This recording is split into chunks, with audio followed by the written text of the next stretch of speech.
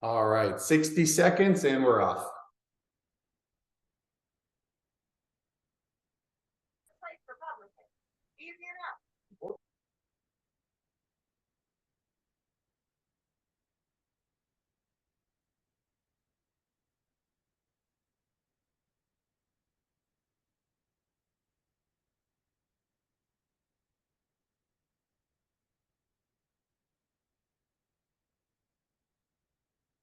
Thirty seconds. 30 seconds.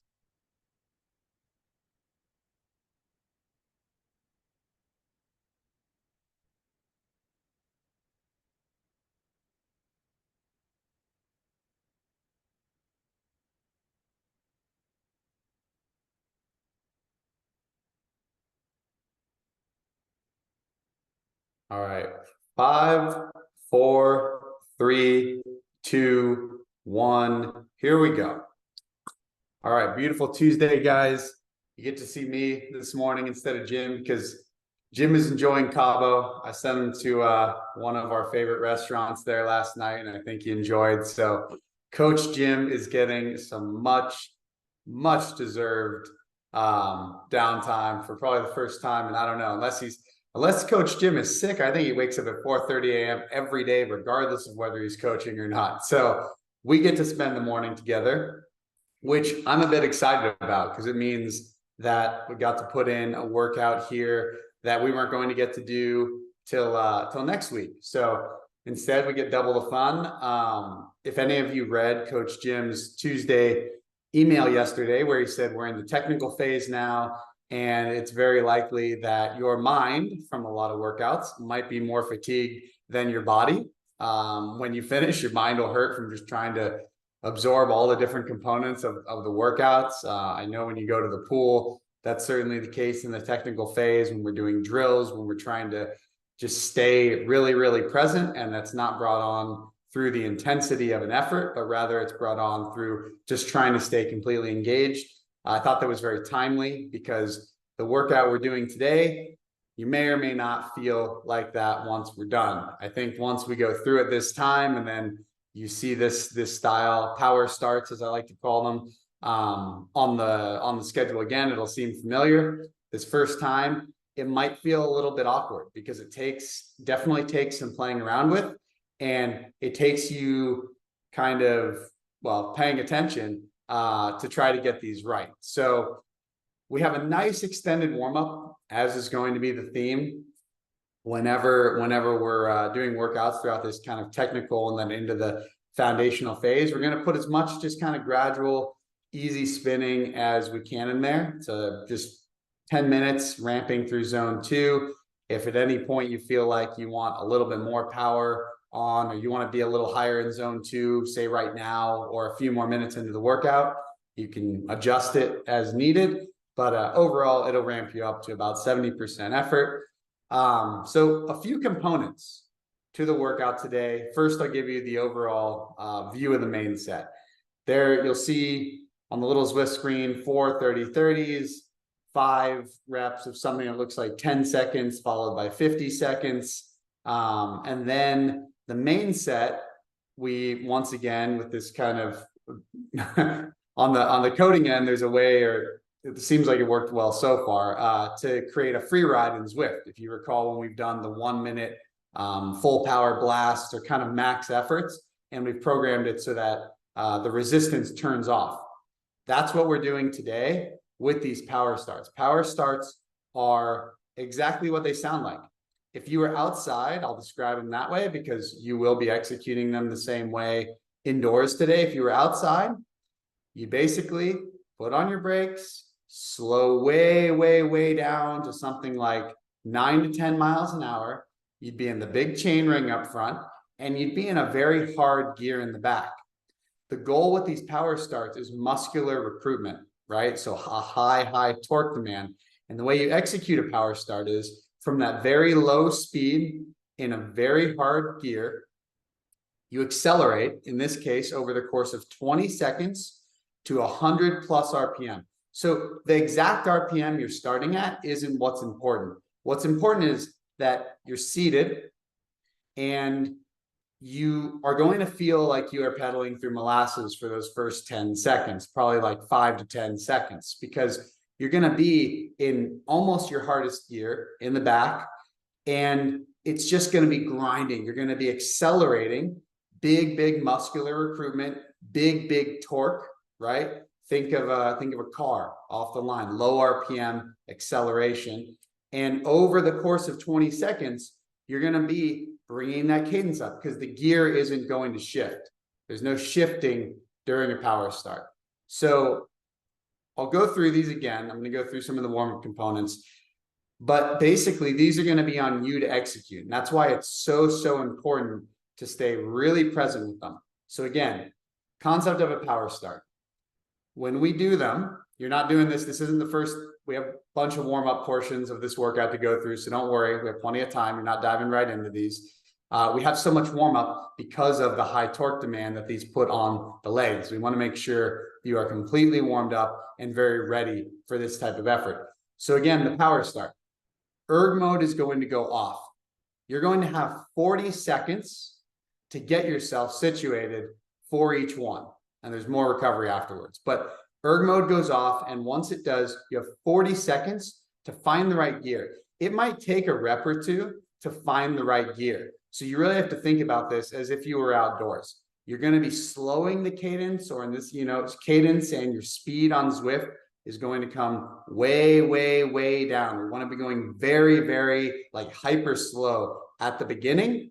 You're going to be maybe the big chain ring. For an example, if you pay attention to gearing, you might be down in the 13 cog or the 12 or the 14. So very low, nice small gear on the back and big chain ring up front. And then we accelerate while staying in that gear from that slow RPM, slow speed.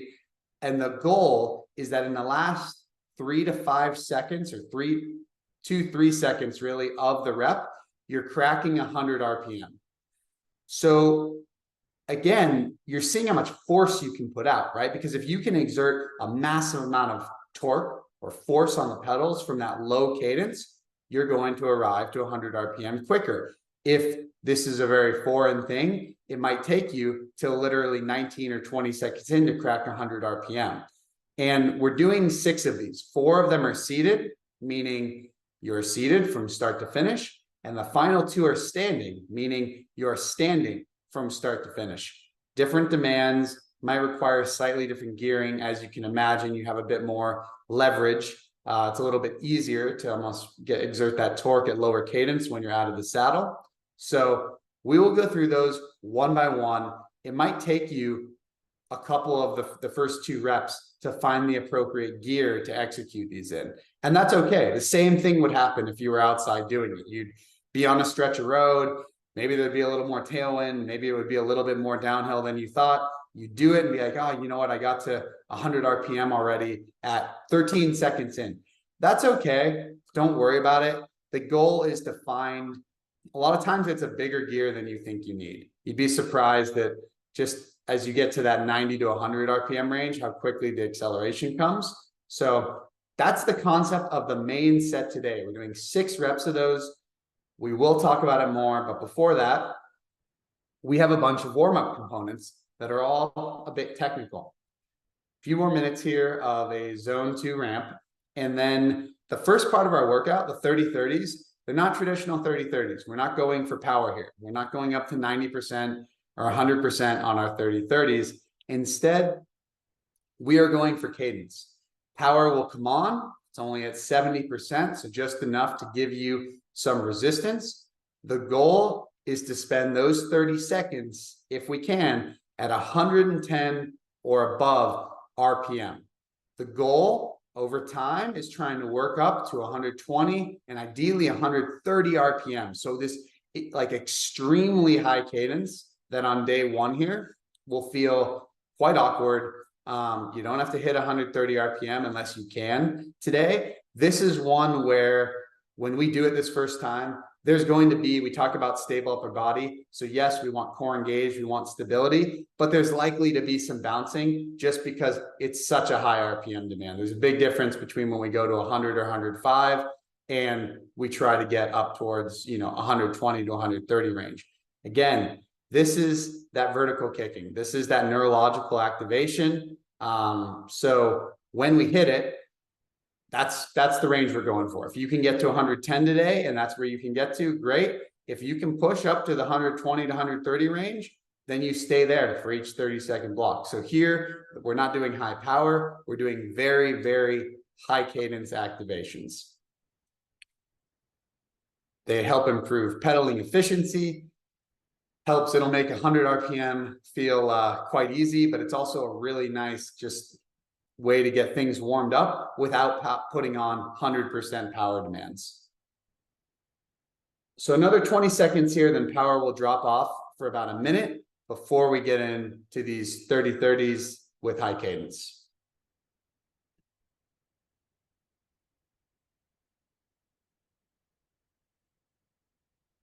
All right, a few more seconds here, and you have a minute easy. So we kick off with these 30-30s at high cadence. We go straight from the last one, the recovery portion of the last one. We go right in to a 4-minute zone 3 ramp, and then we have some recovery. We finish off the warm-up today with some sprints, but we'll talk about those when we get there. So in 45 seconds, power is going to tick up a little bit to 70%, so nothing too big. But as usual, start bringing that cadence up 5 seconds or so before it shifts over. And really focus on that. Yes, good form. Yes, engaged core, but really just try to get that cadence as high as we can. Again, you don't have to force it. If you get up to 105 today and that's your max, that's okay. We'll progress it over time. If you can get up to 120 or above, then go for it. So it's 5 seconds right now. Start bringing that cadence up. 3, 2, 1. High cadence. Push that cadence up as high as you can go. As high as you can go for these 30 seconds.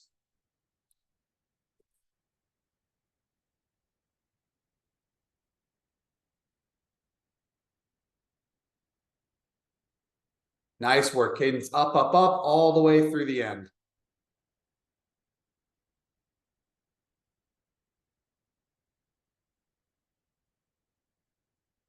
And recover. Recovery says 65. Don't listen to that. Zwift programs that in if we don't put one in. Recovery cadence is your choice. Just pedal however it feels good. That's the cycle we're doing. We're doing 4 of these. So you just nailed the first one. Looked like everybody was making a nice push up the higher cadence. Let's get ready to do it again in 10 seconds. Power's on that 70%. It should be just enough to give you some resistance, but not so much that it's incredibly hard. And cadence goes up again. Let's go for 30 seconds.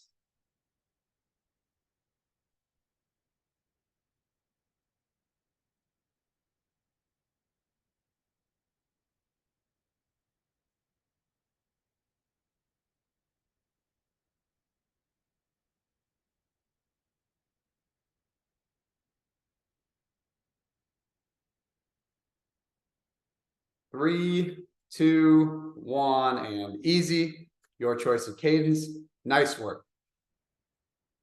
This time of year, this is perfect for drills like this. We don't do them as much maybe in season, but we get to kind of accentuate everything, right? When we do low cadence work, we might take it very low. When we do high cadence work, some drills like this, we get to bring it up really high. And I kind of enjoy this time of the year. We have a nice long runway. We're going to make full use of it. So 3 seconds, bring that cadence up. Let's go for the third one. Here we go.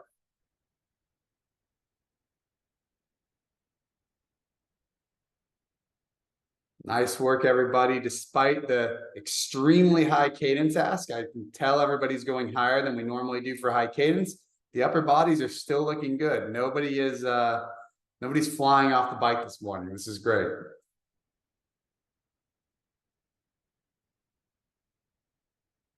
Three, 2, 1, and back it off.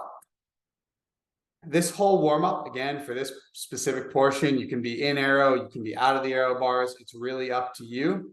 A lot of this workout, this warm-up is a good opportunity to be in the aero position as we go right into that zone 3 ramp.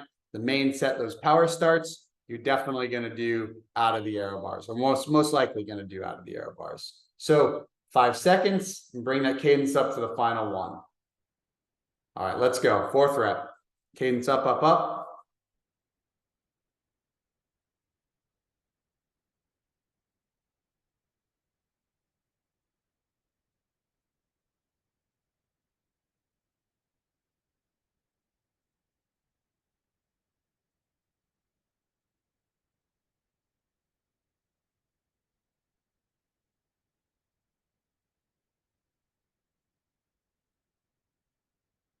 And recover.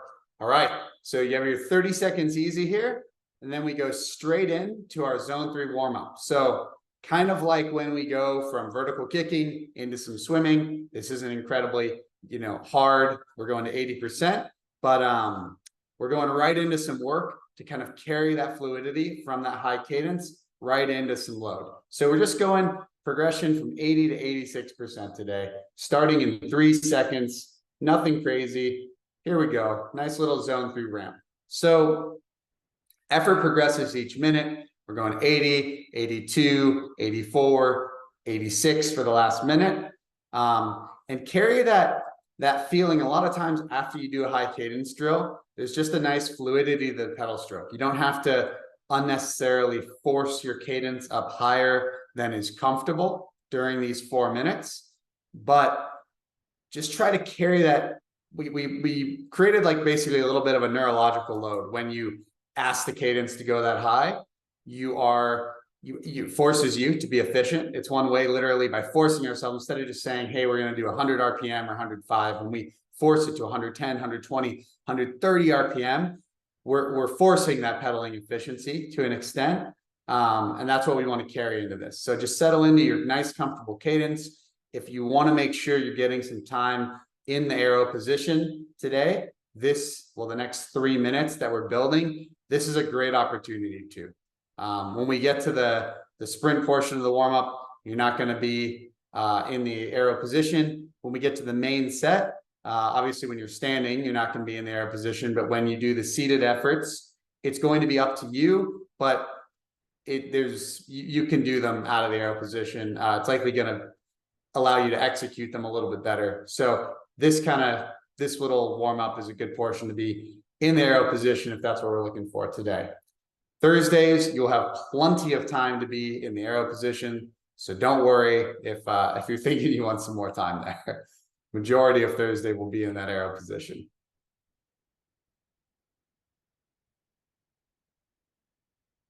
So just nice and smooth. Power is going to tick up again in a few seconds. And this is a big component of some of the workouts you'll see through this technical phase. Is there's plenty of good work involved, right? We're hitting that higher cadence. We're doing a zone 3 ramp up. We'll hit a zone 3 kind of ramp down at the end of the workout. But there's a lot of changes. There's a lot of nuance. There's a lot of variation. Thursday is a little different. It's more just settle into each effort and focus on executing. So a little more boring, not as much to think about, but everybody gravitates towards different types of training. So if you like the technical aspect, if you like the changes and different things to focus on, then great. And if you don't, then it's just a good opportunity to lean into it a bit more. I can give you an example. For me, with swimming, I always wanted to throw the tempo trainer over the fence and hope it would get run over on Temescal when I was swimming in the Palisades. But it helped me. It was part of the training. So I did my best to embrace it. Power is going to tick up again here, and you'll be into the final minute.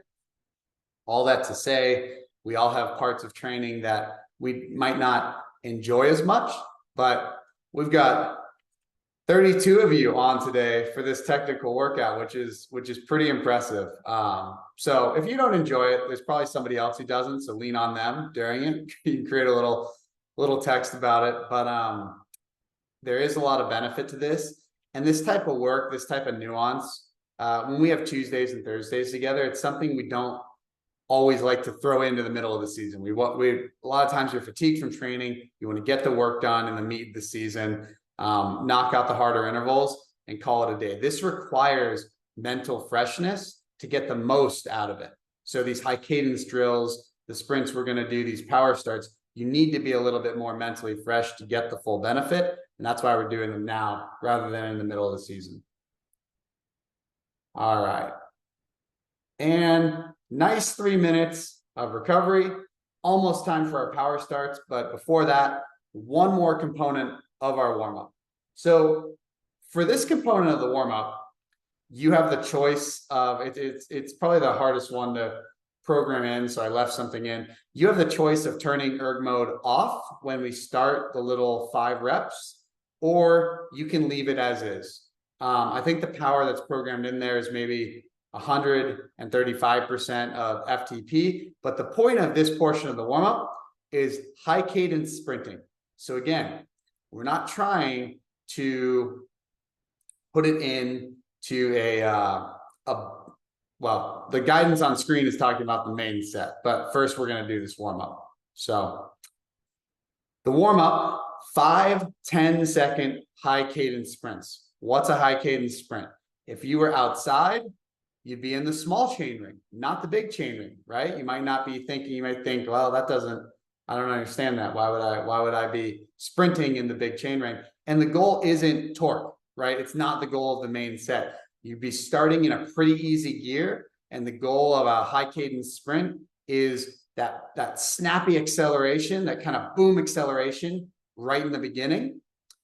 And then you are finishing at 105 plus, maybe even all the way up to 115 RPM.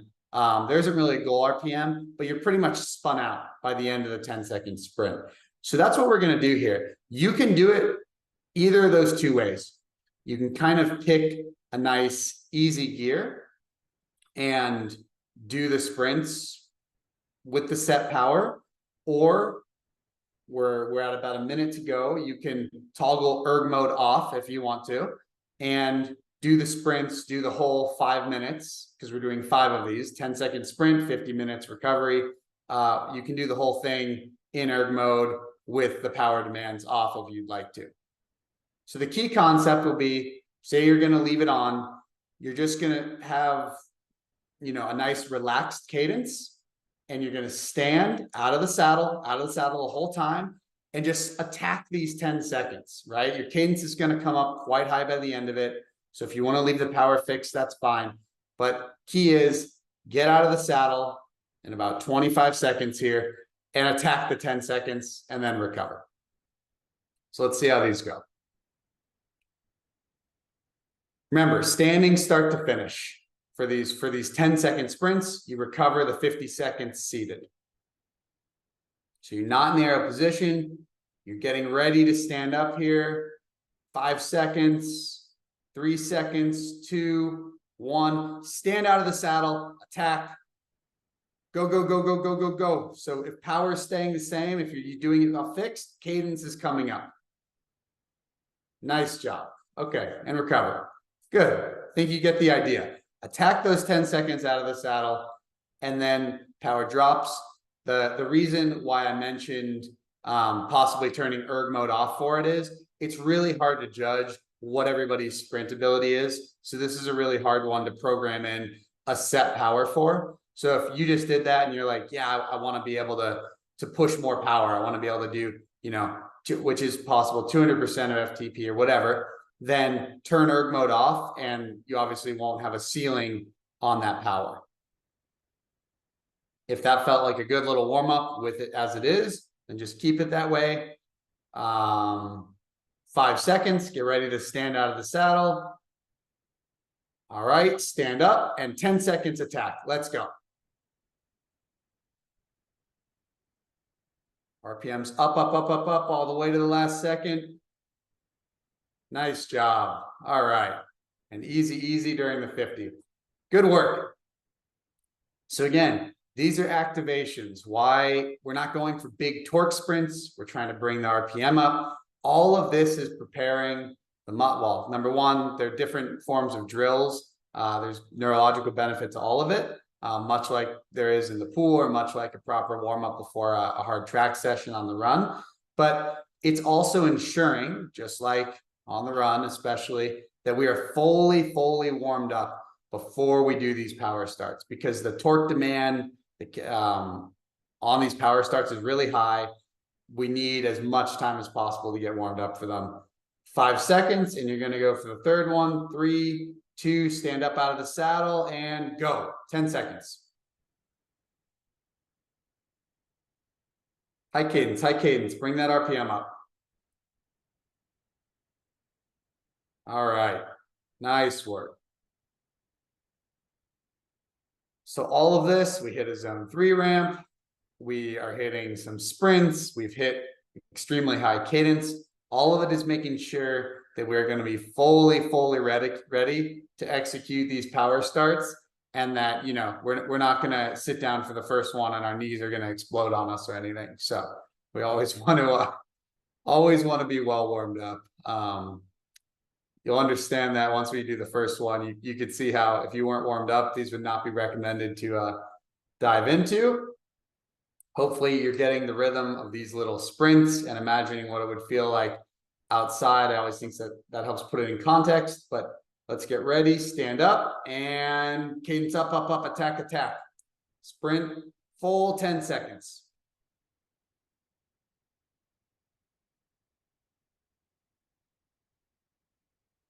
All right, easy, easy. It's funny, something Jerry mentioned on the call last week is like upper body stability, and it's really interesting because all of you have a very similar manner of bringing the cadence up, and it's like a very stable upper body, and the legs are moving, and it's like if you take a pure cyclist, somebody who's never done triathlon, right? They spend so much time out of the saddle that there's a lot more motion. So there's actually some value here in obviously the bike can't move unless you have one of those different trainers, but there's a lot of value in this and just getting a little more comfortable out of the saddle, because there are portions of tri where that's relevant, not too many of them. 5 seconds, and we're going to hit the last one. All right, out of the saddle and go. Final one.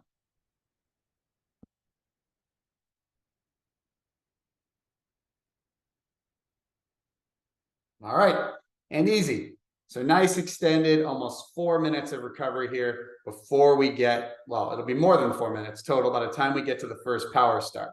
So enough time for you to get this idea firmly planted in your head, for you to ask any questions before the first one. If you have any specific questions or are understanding something about or you're not understanding something about the execution, you can ask me. Crucially, when we do the first one, we have plenty of time. We have 3 minutes of recovery between each rep. So you'll see the recovery period that says 2 minutes and 20 seconds. But the first 40 seconds of the free ride minute is you getting set up for the 20-second power start. So the total recovery is 3 minutes. So we have a lot of time after the between each one to, if something went wrong, if you need my help understanding what to do a little bit better or have any specific questions, we can address them as we go. But I'm hoping that after 1 or 2 of these, you'll get into the rhythm of it. This you have to pay attention to. And again, you really will feel, if you're in the appropriate gear, once erg mode goes off, seated. The first 4 of them are seated. The last 2 are standing. So I'll tell you once we're standing, you are seated. And that is the key here. Don't cheat it. Don't get out of the saddle a little bit. This is, you are seated. Everything will be engaged. You will feel like you're pedaling through molasses at the beginning. But if you think about it, you're at that very low RPM, very low speed, and the muscular recruitment is coming from overcoming that resistance. And that was somewhere on the guidance. I think that's my favorite way to equate these is, maybe some of you still don't, but I remember when I got in the pool and swam, it took me a while to learn to flip turn with a snorkel. There were many flip turns where I came up when I first got in the pool, and there's just water everywhere, and I'm in the middle of the pool choking, and it was, you know, I messed it up, right? Several times over and over until it finally clicked and I got it right. And then I could flip turn with the snorkel like it was nice and smooth. But you know, these, you might feel like that the first 1 or 2, you might be like, oh, I got that wrong, or the cadence was too high, or I'm not sure if I did it right. unlike the flip turn with the snorkel, you're not going to look like a fool like I was drowning in the middle of the pool, ripping your snorkel off trying to breathe. Worst case is you just get the cadence a little bit wrong. The key will be paying attention to what gear you start these in, and obviously carrying that forward. Yeah. So in just about 45 seconds, erg mode's going to go off. We don't start immediately. You have 40 seconds to get yourself in the right gear. Remember, you're going to want to be in the big chain ring in the front. And the best way I can describe it is by that like 9 to 10 mile per hour range. There isn't a set cadence I can give you to start at, because everybody is going to accelerate a little bit differently. Everybody has different, just like a vehicle is able to generate a different amount of torque, right? So when erg mode goes off, just get into a nice hard gear, one that is so low that you feel like you're pedaling through molasses. That's really the way to describe it, where you're just like, there's no way I'm going to get to 100 RPM in 20 seconds, but you'll be surprised. So now erg mode turns off. You don't have to be at molasses for this whole 40 seconds. You just need to get there before the final 20 seconds. Okay. So this is your free ride now. We want to get set. And when there's 20 seconds remaining in this, that's when you execute the power start. Okay. So right now we have 20 seconds till it. Bring that cadence. Now get it through molasses. Big gear in the front, big gear in the back. Slow everything way, way, way, way down. We're starting in 5 seconds. Slow it down, slow it down, slow it down. And go. Accelerate, seated. Accelerate, seated. Yep, there you go. Try to bring that cadence up throughout these 20 seconds. You're accelerating to as high of an RPM as you can get to in the gear you're in without shifting. And you're done. All right. So depending on how that went, we adjust accordingly for the next one. Meaning, if that's kind of one key I should have reiterated. We want to pick a gear where we're not having to shift. We're not trying to artificially do it. We're trying to pick a gear that feels like molasses at the beginning and where we're at 100 plus RPM by the end. So you use that rep as your kind of baseline. If you got up to 100 RPM and everything felt good and you just ticked over 100 in the last 2-3 seconds of those 20 seconds, perfect.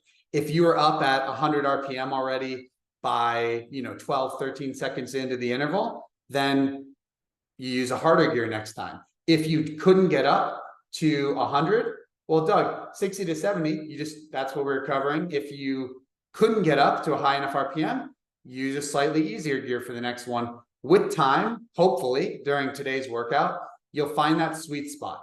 And again, if you get up to 95, 98 RPM, okay, you're right in the ballpark. That's great. That's not a missed rep. That's just on that one, you didn't get up quite as high. If you're getting up to 107, 108, you're like, oh, I was over 105. That's okay too. There's a range here. The goal is that we don't want to be finishing the 20 seconds at, 80 RPM, and we don't want to be at 110 RPM with 10 seconds remaining. So it looked like you guys were doing a good job. Remember to stay seated. Ask any questions, type them into Zwift. I'll see them if they pop up. And we're going to go again. This one is also seated. These, you have a lot of recovery between, but if you execute these correctly, you might feel these later in the day or tomorrow. These are just an incredibly high torque demand. We get massive muscular recruitment from this. And I like these because we all want to do, a lot of us do have strength work that we'll do outside of swim, bike, run, but this is really, really functional. Just like the lower cadence work we do on the bike, this is incredibly functional. Is 130 RPM too high? Yes, we do want you to be a little bit lower because that would mean you're getting through that 100 range quite early in the rep. So if you were up at 130 RPM by the end, you're going to want to bring or start in a harder gear. So 45 seconds or 25 seconds till we start our interval, start bringing that cadence down, slow it down, slow it down, slow it down, get situated, pick your gear. All right, 10 seconds till we start. You want that cadence down. You're in that big gear. 3, 2, 1. Accelerate seated, accelerate seated. Up, up, up. Everything you've got. You'll feel that turning point where you start to get on top of the cadence. Nice work. 5 seconds. 3, 2, 1. Good job. All right. From what I can see, it looks like they're clicking. It looks like you're getting the rhythm of these. Again, if there are questions, put them up on Zwift, and I'll try, or type them into the Zoom chat. Also, that's a super easy way for me to see anything that comes up. Type them into the Zoom chat or Zwift, and I'll try to get to those. But nice job embracing this. We have 60-88. Yep, much better, Doug. Much better. When you're starting cadence, it's something to look at in the file later. It varies for everybody. I mean, I'm trying to think about what mine typically were, and they're really low. Recovery, this is your cadence, your choice. These are something that takes some learning. Like any new skill set, I've thrown a lot on you guys today. Some high cadence sprints, some kind of super high RPM in the warm up. We're into this. I remember the very first time I went out and did these. I was obviously training as a pro, living in Napa, and there's a great road called Silverado for these. And I'm pretty sure I messed up the exact RPM on every one, but then you do them, you get the feel, they become like old hat, and you know exactly what you're doing. It's completely fine to feel a little bit awkward while doing these, but there's a big benefit, because even if you do have your strength program in the gym, ultimately we always need to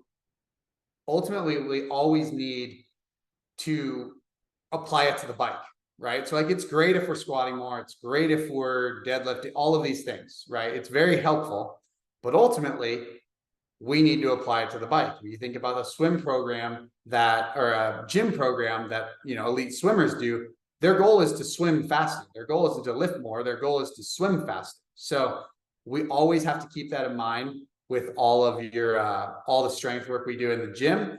The stuff like this, our low cadence on the bike, it helps take any strength that we've generated in the gym and apply it to the bike.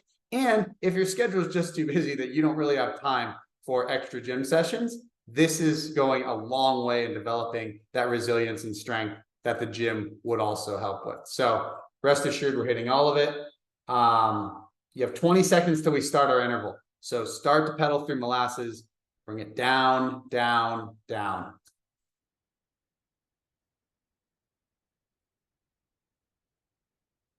Okay, keep bringing it down, keep bringing it down. 5, 4, 3, 2, 1. Seated acceleration, seated acceleration. Don't stand, don't cheat it.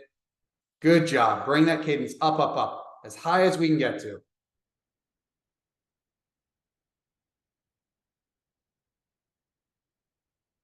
All the way to the end. 3, 2, 1. Nice job. Be amazed that at how these can be hard. They're 20 seconds at a time, but when you do them right, when you really engage everything, you get to the end of the 20 seconds, and it's pretty safe to say that you are you're hurting a little bit, right? So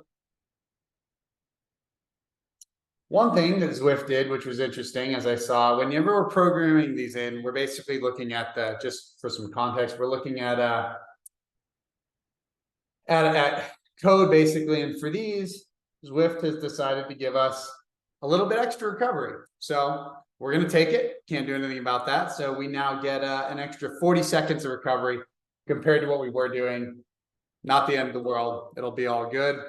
But you just have some more easy time pedaling. Again, with recovery, if you want to put a little more load on, if to feel better for the power start, you can. But the nuance here is that there's no downside to this extra recovery.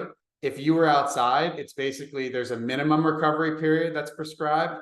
And beyond that, it's recover as needed. So if you said, you know what, again, think of that max lifting in the gym. You have to recover between, there's no benefit to rushing it. So if you were outdoors, we'd be saying, you know, hey, if you have the time to recover 5-6 minutes between reps, you can do that. But the minimum you're going to recover is 3 minutes. So keep that in mind. No downside to this extra recovery. More just extending our ride time slightly. Good job embracing these. We have 3 left. I'm looking at this, right? Yep, 3 of them left.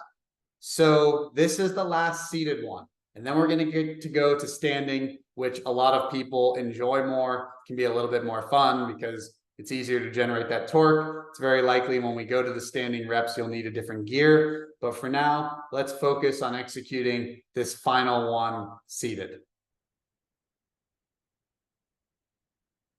And just as we talk about with our threshold work, with our VO2 work, with all of that, fuel up. These are not workouts to be feeling the hamstrings. Is it normal? Sorry to jump around, but is it normal to feel it in the hamstrings at the beginning of the acceleration? Absolutely. It's normal to feel it everywhere. I mean, you are doing, if you're starting from that in that big gear, so it's an extremely low cadence, it's very normal to feel it in the hamstrings, the glutes, the quads from the push down. You have to engage the hamstrings to be able to pull up and get on top of that pedal stroke. So that is the key. We are literally engaging all of those muscles in a big way, including the hamstrings. All right, so now you have 40 seconds to get ready for that. Free ride Porsche, the erg mode has gone off, and you have 40 seconds to get ready.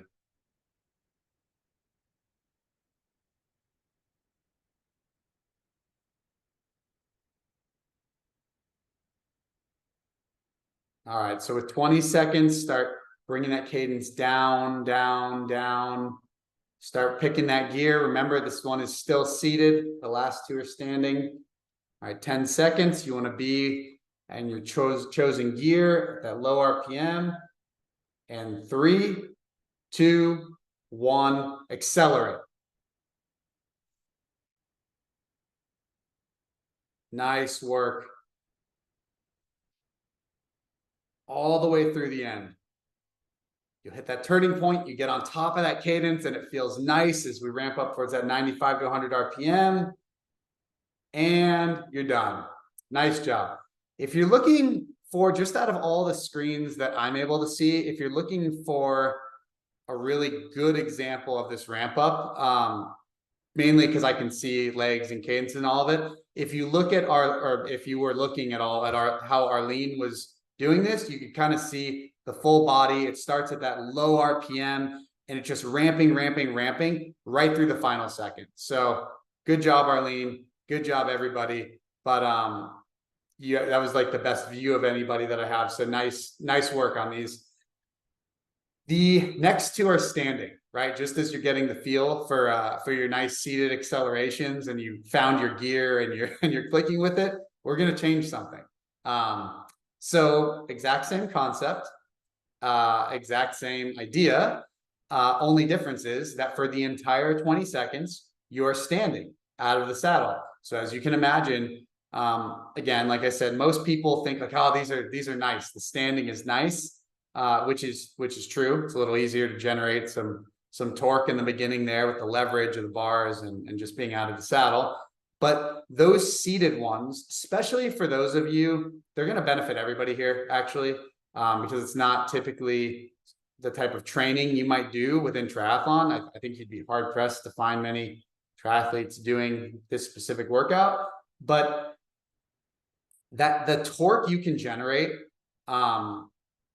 when seated, like you will notice it as we go through these, as we do more of them. Doug, no sitting once high cadence is reached. So again, you should only be clicking through ideally that, 100 RPM at the last 2 to 3 seconds. But yeah, no sitting. You're at 90, you're at everywhere. You are out of the saddle for the full 20 seconds. But the strength this will give you by executing these seated, it's massive. And that will carry in to our lower cadence work. That will carry into the time of the season when we get to VO2 max work, because again, there's only so much kind of muscular resilience we can generate by training at a given power, right? If our limiter is how much torque can we actually produce, how much power can our legs actually, our muscles actually put out? Again, going back to that swim analogy, if you can't crack 60 for 100, how are you going to swim 104s for a 1K TT or whatever the equivalent is for the individual? So that's what we're doing here. We're setting up, just like in the technical phase of swimming, we're fixing the portions of the stroke that are slowing us down. We're honing in on body position. We're doing all these things that are going to allow us to swim faster when it's time to swim fast. That's what we're doing here with these drills, with these power starts. So 40 seconds, and then we're going to do our first standing one. It's likely that whatever gear you were in, you're probably going to want a slightly harder gear if you had found a comfortable one, mainly because it's a little easier when standing to generate that torque.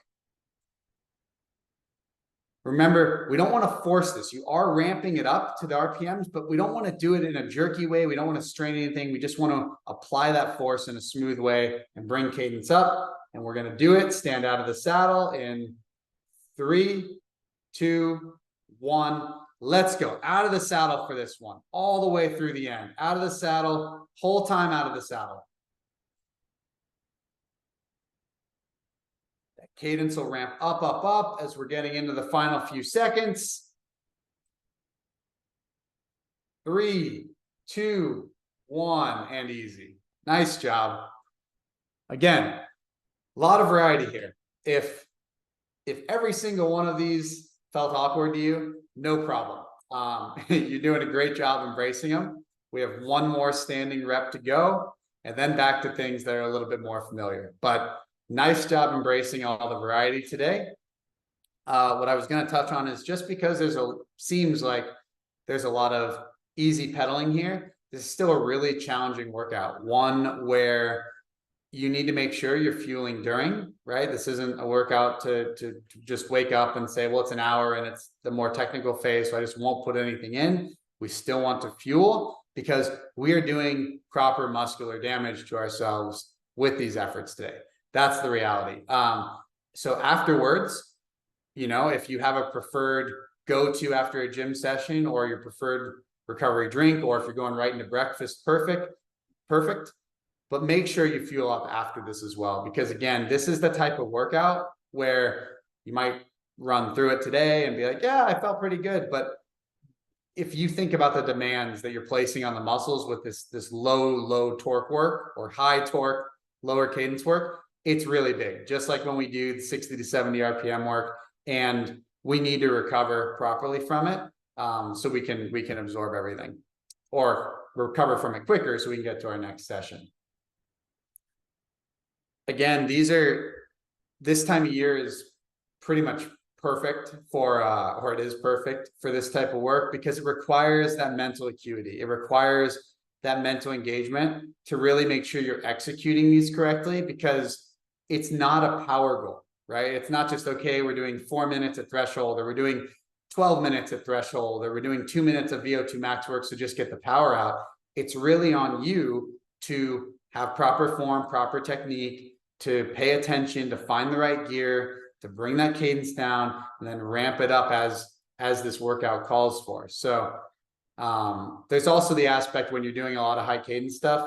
I don't know if you all have ever experienced this.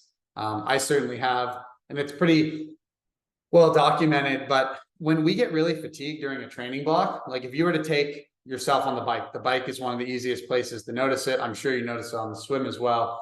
But the bike, if we were to have you do, say, a week of the same workout and get more and more fatigued, and at the beginning of the week, you'd have one natural cadence that you'd gravitate towards at a given power, and say it was 90 RPM. If you went through that same workout day after day, and assuming you were getting more fatigue each day, cadence naturally drops. So when neurological fatigue sets in, cadence, it's much harder for us to keep our cadence high. That's one of the reasons being fresh, physically, mentally, for these higher cadence drills is of big value. It's much harder to do when we're fatigued. Conversely, there's also some value to doing some high cadence activation drills when fatigued to try to just wake our bodies up a little bit. But right now, hopefully we're fresh. We have less than 20 seconds and we're doing our last one. Remember, this one is standing from start to finish. You should be settling into molasses. We have 8 seconds. Find that gear. 5, 4, 3, 2, 1. Stand out of the saddle the whole time. Last one. Accelerate, accelerate, accelerate. Final one. Push all the way through.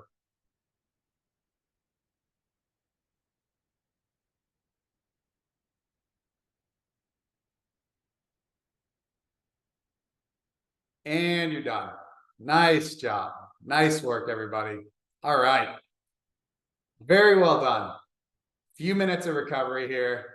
I will say this ride, the only caveat here is that because of those little extra recovery periods that Zwift put in for some reason, the total ride time looks like it'll be at about, let's see, 7, 11. It won't be too bad. The total ride time today will probably be around 64 minutes. So if any of you are like firm on that hour, then you can kind of cut down on the very end of zone 3 that we're going to do. But to your comment, yes, when 40 TSS can almost cause vomiting. This is a really nuanced thing. And I'll use these like minute before we start our one leg drills to address it. TSS, the numbers on Training Peaks, they can be very helpful as reference points, right? They're really helpful from the coaching perspective from, okay, we're figuring out our intensity factor for an Ironman. But as Emily just commented, TSS can be BS, it can only tell you a small part of the story because it doesn't take into account if you're doing that power, say even a sustained block of zone 3 at 60 to 70 RPM, which is a totally different demand than at 85, 90 RPM. It's not taking into account what the specifics of our workout are. It's only taking into account power. So yes, it's fun to see. Yes, it's nice to have. But when you see these lower TSS workouts through this time period, don't mistake that for a 1 hour recovery ride, right? Because you could pedal easy for an hour and maybe get 35 TSS or something like that. You might get 40 or whatever TSS is today. But rest assured, it's a quality workout, as I think you're feeling. And as Emily just highlighted, Coach Emily just highlighted, there's no context for TSS, right? It's just a number based on power and duration. So take that with a grain of salt. This, if your mind always works in TSS, rest assured that this is worth a lot more than what you're seeing on that screen or on the Training Peaks platform. So get ready. The drills do not end. We are going into some single leg drills now. Power is very low. We're going to start with left leg only. So right when we switch over here in 20 seconds, we're doing left leg only. All right. So in 15 seconds, you're going to unclip that right leg and we're going to do a single leg drill. Remember, start with the left. Okay, 5 seconds. You can unclip that right leg right now if you want to. And left leg only, single leg drill. Power set really low to 45%. This should be pretty doable. You can always adjust it as needed. Again, this is a drill. The only goal here, the goal is not power production. We're trying to keep that cadence in that 75 plus RPM range. And we're just trying to keep nice, smooth single leg pedaling. And when it ticks over here in 5 seconds, we're going to be both legs clipped in for 30 seconds. So now both legs, you have 30 seconds to reset. As you can guess, the next one, we're going to the right leg only.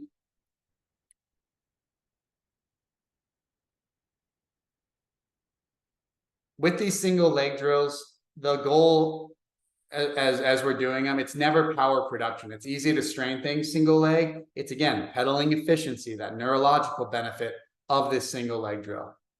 All right, unclip that left leg and right leg only for 30 seconds here.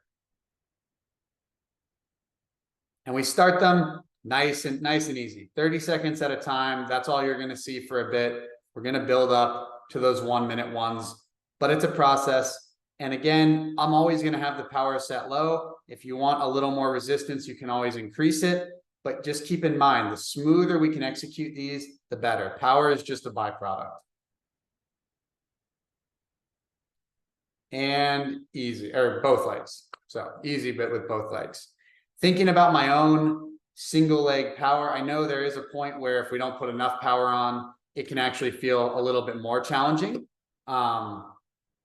Because you need some resistance to push against. So like I said, adjust it as needed, but I know that I wasn't doing these up at 60% of FTP. So 5 seconds and we're back to left leg. Unclip that right leg, left leg only for 30 seconds. And again, this is the part where you're like, Andrew, these are annoying. You know, we just did this whole workout. Why do I have to do these? This is the part of the year where it's that mental aspect, where we're getting as much into these 60 minutes as we can, form-wise, technique-wise. There's a lot of value to doing these single leg drills, going into the zone 3 that we're going to roll right into. All right, you're back to both legs. You only have 1 more left on the right side. Just like we do in swimming, we had the kind of that extreme high cadence drill, and we went right into zone 3. Here we have the single leg drill, and we're going to, same concept, we're going to carry that right into a little bit of a zone 3 ramp down after this right leg.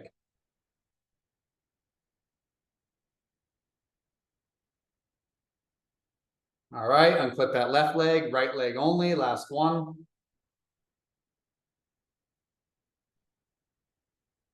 These drills, this is the type of stuff that it does understandably get harder to incorporate during the season, because we want to knock our workouts out. We want to be efficient, and we just get a little bit tired of stuff like this. So we have to take advantage of this whole time period, November, December, January, to consistently execute these in our workouts. All right, both legs. So we have 30 seconds here with both legs. Then we're going to carry that single leg pedaling, that smooth pedaling. We have one final 4-minute zone 3 ramp down. So we start at 86%, power ticks down each minute, and then we have a little cool down, and that is our workout for today. We're going to start that in a few seconds here, and power's up to 86%. It'll drop down each minute. Again, a lot of this workout was out of the aero position. If you're looking for some time to spend in the aero position today, this is where to do it, that nice 4 minutes. So again, that smooth pedaling from the single leg, let's integrate that into this zone 3. You can be wherever you want to cadence-wise. I'd recommend a nice lighter cadence. I don't want you to be down at 60 to 70 RPM here. Nice kind of race pace, 80 to 90 RPM. To flush the legs out a little bit from all of those power starts would be ideal.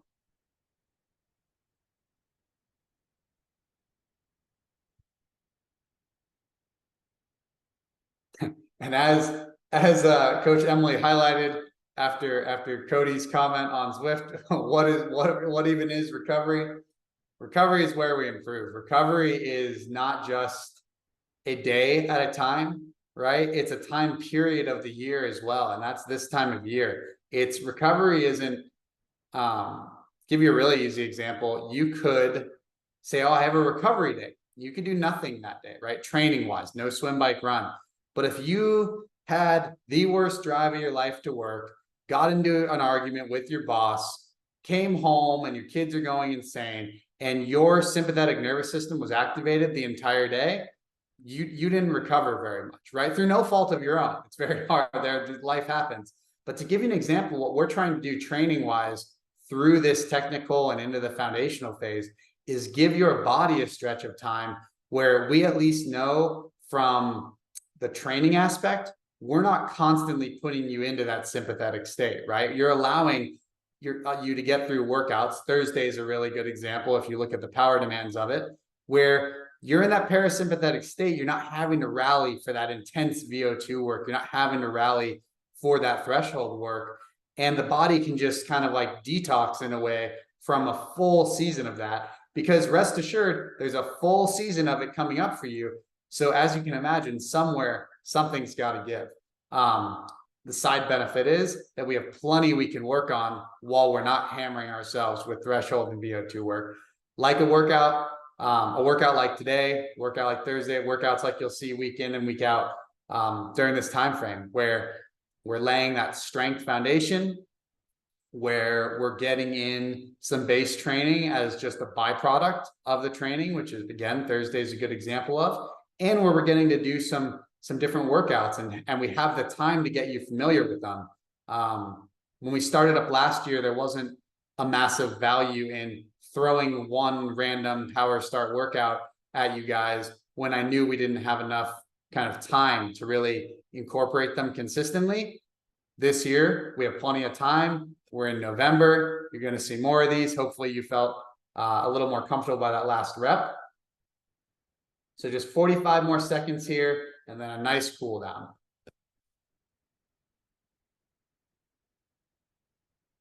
And again, even a little bit of nuance with the zone 3, I should tell you guys that. Obviously, we started up at 86%. I always try to incorporate different areas of zone 3.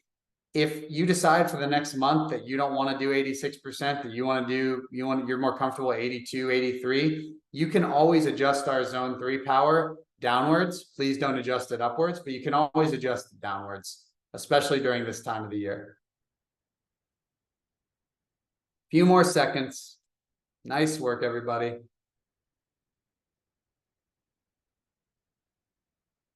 All right, and a little cool down. There's 3 minutes on there, but if you have to hop off in a minute or 2 minutes, no problem. Just try to get at least a little bit easy spinning before you jump off. Like just popped up on screen, thank you for embracing this technical phase. There's a lot of value in this training. I've watched enough other athletes benefit from it to know that there's value. Obviously, I got to experience the value of committing to this type of training. And that's the key. This mental component, this belief in the program, this commitment to it, that's what it takes, right? Like we all enjoy, I mean, I enjoy in odd ways swimming the Mambo more than I enjoy the technical phase. I never enjoyed the technical phase of swimming that much, but it's what allowed me to improve. And we can't skip, right? We all reach a point where we've hammered so much threshold and VO2 work. We've gotten it. We've squeezed the orange dry. I say orange because Michael Mallett loves making fresh squeezed orange juice, but we've squeezed it dry. We don't have anything more to gain there. And we circle back to this aspect of training where we can hit all of the things that we've neglected a bit during the season. We can build a stronger foundation to tackle this season from, and we can build some muscular strength in some fun ways. So I hope that these workouts will keep you. Today was pretty mentally engaging. I'll warn you now, Thursday is not that mentally engaging. It's much more like you are just in the middle of your Ironman and you just need to keep ticking over. I think when I was programming in Thursdays, though, I had the thought that if any of you follow Tower 26 athlete Alex Martin on Strava, none of us can ever complain about one of our 60-minute sessions being boring, because Alex did a nice 5-hour trainer ride. So something might be a few screws loose, but if he can do, and it wasn't like some complex trainer ride, it was 5 hours on the trainer. So if he can do a 5-hour trainer ride, we can all get through some more basic 60-minute sessions together. There's not as much nuance, not as many things to pay attention to on Thursday. It's more about just executing and starting at the beginning of laying a strength foundation. But thank you guys today for tackling this workout. I hope we got a little more comfortable by the end, so the next time you see it, it's not as intimidating or not as much having to play around with the gears and more about executing. But good job doing it. I love this phase of training. Love seeing you guys every week, and it's pretty special group. So 2024 begins. Embrace it, and I will see you guys all, usually I'd say next week, but I'll see you on the call tomorrow.